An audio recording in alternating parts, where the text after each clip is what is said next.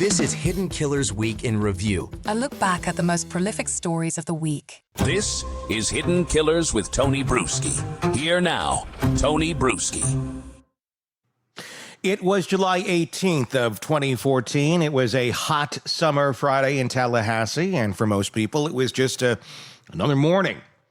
For Dan Markel, a brilliant Florida state law professor, it was supposed to be a turning point.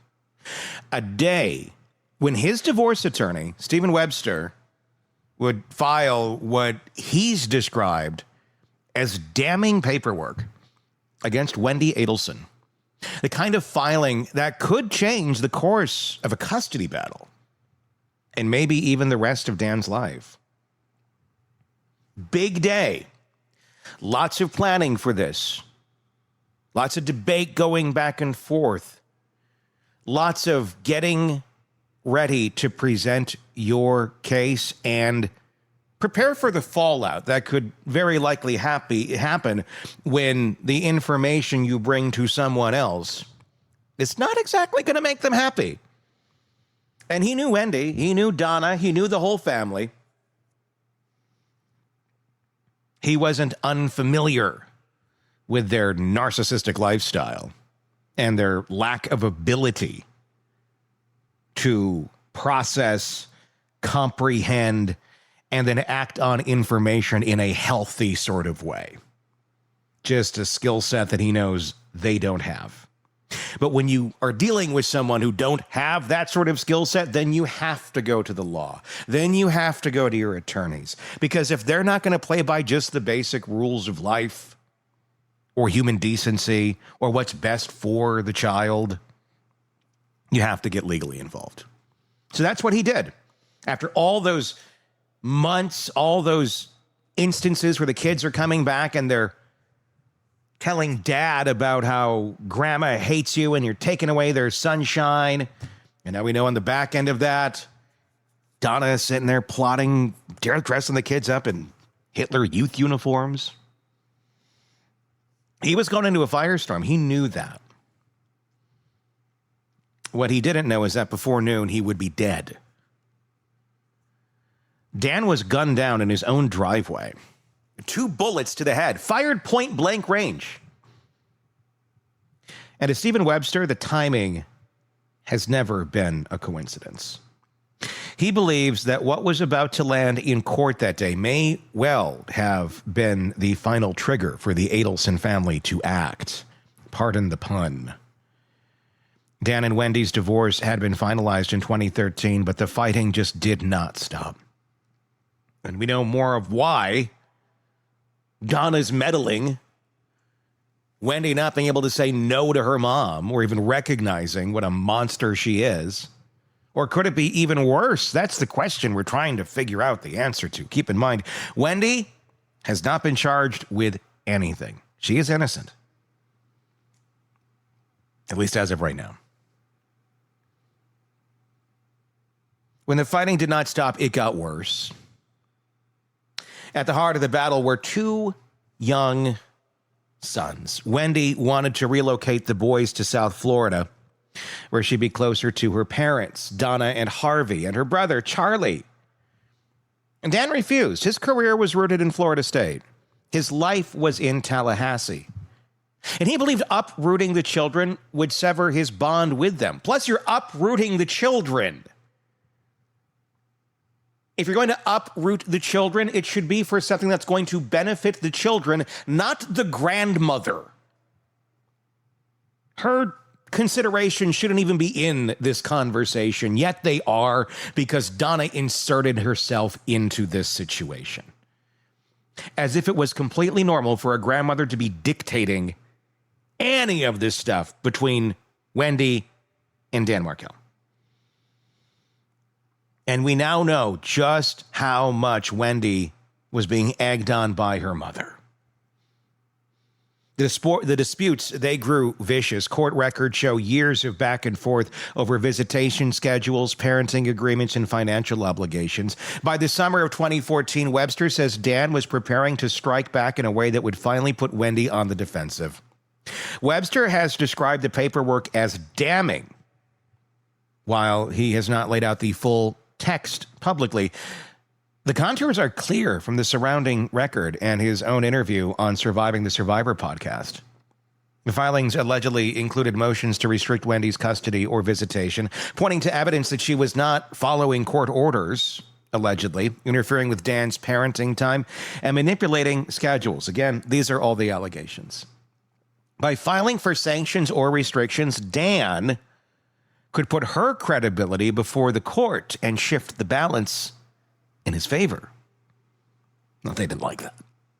There were also contempt claims. Webster suggested that they were prepared to show that Wendi had allegedly violated prior parenting orders. Judges don't take kindly to repeated defiance, and contempt findings can directly reduce a parent's custody share. The paperwork may also have gone after financial exposure. Wendi was living largely on the support of her family. By drawing into that open, or drawing that into the open, the filings would allegedly highlight the Adelsons' deep involvement, the family, not just in paying her bills, but in driving the custody fight. That meant exposing Donna's control and Charlie's behind-the-scene role. And perhaps most damaging of all, Webster implied the findings included evidence painting Wendi as unstable or manipulative. Shocker, I know. In custody battles, a parent's conduct is under a microscope. These sort of findings could have brought that conduct into the harsh light of a courtroom record. And for Dan, this wasn't about revenge. It was about survival. He wanted to protect his relationship with his children and make sure the court saw what he believed was happening behind the scenes. That is the most important thing he was doing. He was looking out for his kids. And Donna, Wendi, Charlie, they're looking out for themselves. What did they want? What would make them feel good in that moment? Notice the utter lack of seeming concern for the hellscape that they created for their children, grandchildren, nephews to live in by their actions. We're all waving the flag of, we're doing it for the kids. It's the best thing for the... Everything actually seems to only benefit us, but we're doing it. And our hate for Dan, because we have to be vitriolic and right. Well, wave this flag, it's for the kids. Well, what are you doing for the kids? Well, we're taking them out of their schools and their friends and away from their family that love them and moving them down here to live near Donna and Charlie and his friends from across the tracks. How is that better than the stable life they're leading up there? Ask Donna. Oh! I'm doing what I think is best. Let's put the kids in a Nazi uniform. Show Daddy what's up. Unstable, broken brains across the freaking board in the Adelson family. For Wendi and her family, the implications were devastating. If the judge accepted any of Webster's arguments, it could have meant less custody, tighter restrictions, or even formal sanctions. And they deserved it. It was just out of nowhere, we don't like Wendy's parents. No, they certainly instigated this happening, and a responsible parent doesn't sit on the sideline and go, oh, you just tell my children whatever you feel like telling them, you neurotic bitch. No. He stood up because he gave a damn about what was happening with those kids. Not so much the Adelsons, though. And for the Adelsons, whose obsession was keeping the boys close in Miami, it would have meant a permanent loss of control. Dan dropped his children at daycare that morning. He drove home unaware that a rented Toyota Prius was following him. As he pulled into his driveway, Sigfrido Garcia and Luis Rivera ambushed him. 2 shots to the head. Back at Webster's office, the filing sat ready. We have everything prepared to file, Webster recalled. And that's the day they killed him. To him, this was unmistakable timing. This wasn't random. It wasn't bad luck. It was coordination. The paperwork represented an existential threat to Wendy's custody case and to Donna and Charlie's ability to control their grandchildren and Wendi. By eliminating Dan, the Adelsons eliminated the filings. In hindsight, with Donna and Charlie Adelson both convicted in the murder plot, the motive becomes chillingly clear. Custody leverage was at stake. The filings allegedly threatened to erode Wendy's custody rights. If she lost ground, the Adelsons lost access. Exposure of family interference was on the line. By pulling their financial and emotional manipulation into the public record, the filings could have embarrassed and implicated Donna and Charlie in ways they could not afford. And most of all, there was the fear of permanent loss of control.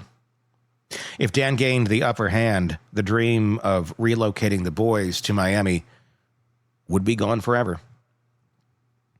The Adelsons had already joked, or not so joked, about hiring a hitman. Wendi herself admitted to police she'd once told Charlie had once told her that he'd buy her a hitman. It's cheaper than, or buy her a TV rather than getting a hitman because it was cheaper. By July 2014, those jokes were no longer jokes. And keep this little nugget in mind. You don't typically find criminal action. Well, you do sometimes, but it's not super. You don't find this sort of criminal action in a custody hearing.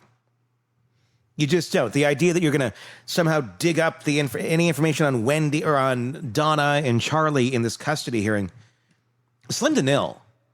But if you keep digging, and if they were to dig, if they were to investigate, if they were to get into discovery further, which this could have gone because the Adelsons seemed to wanted to fight,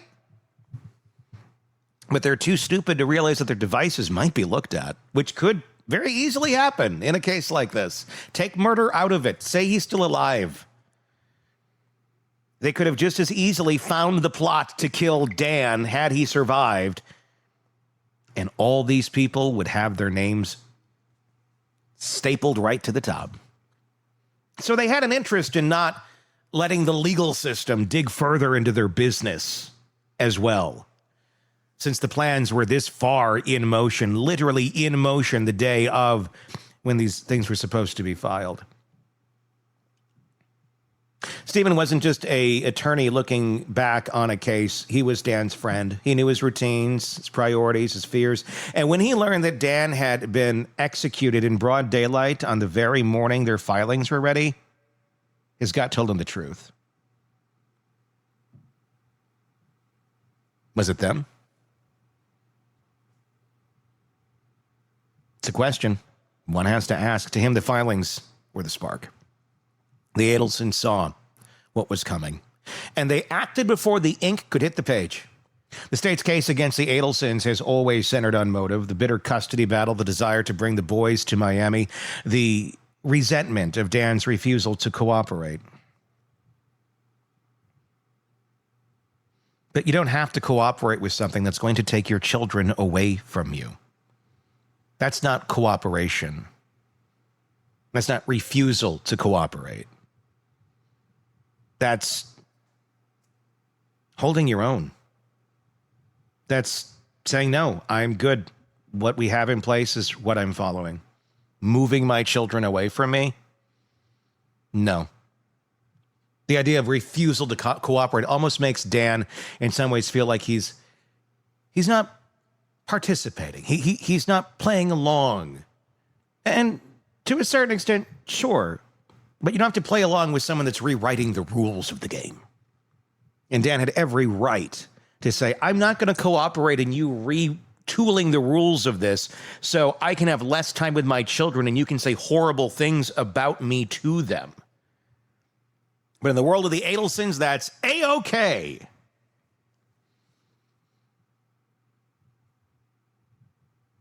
It wasn't just about long-term frustration. It was about the day.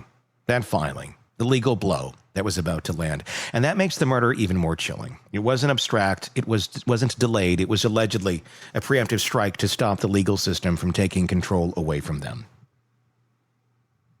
Webster now runs a law firm in Tallahassee with Louis Baptiste, one of Dan's former students. Outside his office, the sign reads, "Justice for Dan." For Webster, this case will never be just another file in a cabinet. It was personal. It was the silencing of a friend, the destruction of a family, and the corruption of justice by arrogance and entitlement. And for the Adelsons, the irony is brutal. The filings they allegedly feared never reached the judge's desk, but their desperation to stop them only deepened the case against them. The evidence, the wiretaps, the convictions, all of it stems from that single morning when fear of losing control drove them to murder. Dan Markel's children grew up without their father. His colleagues lost a scholar. His friends lost a confidant. And Stephen Webster lost a client whose fight was cut short before it could be heard. The paperwork that never reached the court may be gone, but its shadow lingers. It represents the fork in the road between legal combat and criminal conspiracy, between fighting for custody and plotting for murder. And it raises the most haunting truth of all.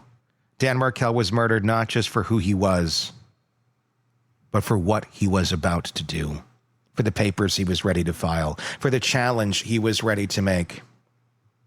On July 18, 2014, a father was silenced so his children could be controlled, and a family's obsession with power became their undoing. Tell me your thoughts in the comments section on YouTube. If you're not already there, search Hidden Killers with Tony Brueski to find us. Let me know your thoughts. Obviously, like I said, Wendi, never been charged. She maintains her innocence. But we'll keep asking questions. I'm Tony Brueski. We'll talk again real soon. Want more on this case and others?